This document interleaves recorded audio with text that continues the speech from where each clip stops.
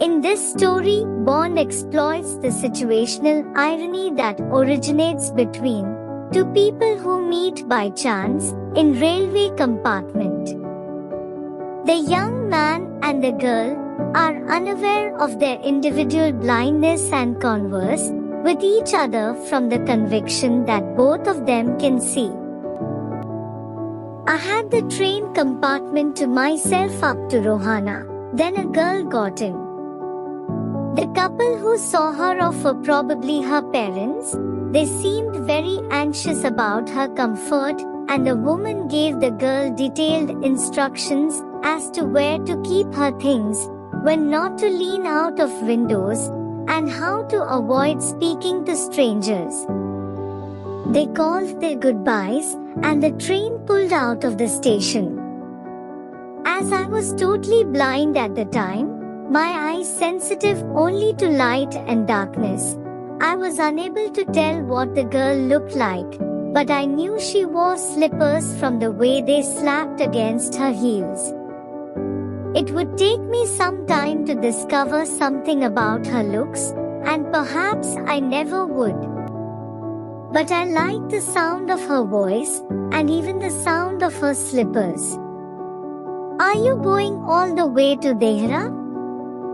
I asked. I must have been sitting in a dark corner, because my voice startled her. She gave a little exclamation and said, "I didn't know anyone else was here." Well, it often happens that people with good eyesight fail to see what is right in front of them.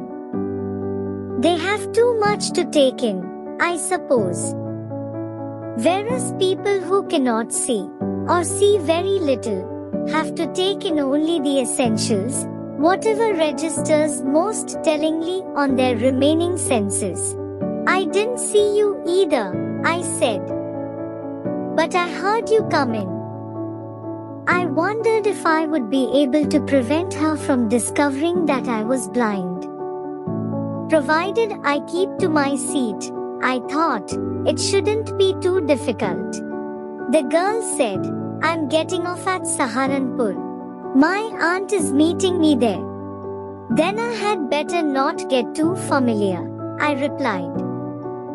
Aunts are usually formidable creatures. "Where are you going?" she asked. "To Dehra, and then to Mussoorie." "Oh, how lucky you are.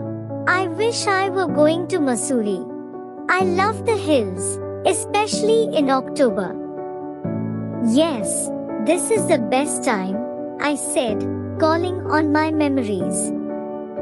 "The hills are covered with wild dahlias, the sun is delicious, and at night you can sit in front of a log fire and drink a little brandy. Most of the tourists have gone, and the roads are quiet and almost deserted. Yes, October is the best time." She was silent. I wondered if my words had touched her, or whether she thought me a romantic fool. Then I made a mistake. "What is it like outside?" I asked. She seemed to find nothing strange in the question. Had she noticed already that I could not see? But her next question removed my doubts. "Why don't you look out of the window?" she asked. I moved easily along the berth and felt for the window ledge. The window was open, and I faced it, making a pretense of studying the landscape. I heard the panting of the engine, the rumble of the wheels, and, in my mind's eye, I could see telegraph posts flashing by. "Have you noticed," I ventured, "that the trees seem to be moving while we aim to be standing still?" "That always happens," she said. "Do you see any animals?" "No," I answered quite confidently. I knew that there were hardly any animals left in the forests near Dehra. I turned from the window and faced the girl, and for a while we sat in silence. "You have an interesting face," I remarked. I was becoming quite daring, but it was a safe remark. Few girls can resist flattery. She laughed pleasantly, a clear, ringing laugh. It's nice to be told I have an interesting face. I'm tired of people telling me I have a pretty face. Oh, so you do have a pretty face, thought Ellen aloud. I said, well, an interesting face can also be pretty. You are a very gallant young man, she said, but why are you so serious? I thought, then, I would try to laugh for her, but the thought of laughter only made me feel troubled and lonely. We will soon be at your station, I said. Thank goodness it's a short journey. I can't bear to sit in a train for more than 2 or 3 hours. Yet I was prepared to sit there for almost any length of time just to listen to her talking. Her voice had the sparkle of a mountain stream. As soon as she left the train, she would forget our brief encounter, but it would stay with me for the rest of the journey, and for some time after. The engine's whistle shrieked, the carriage wheels changed their sound and rhythm. The girl got up and began to collect her things. I wondered if she wore her hair in bun, or if it was plaited. Perhaps it was hanging loose over her shoulders, or was it cut very short?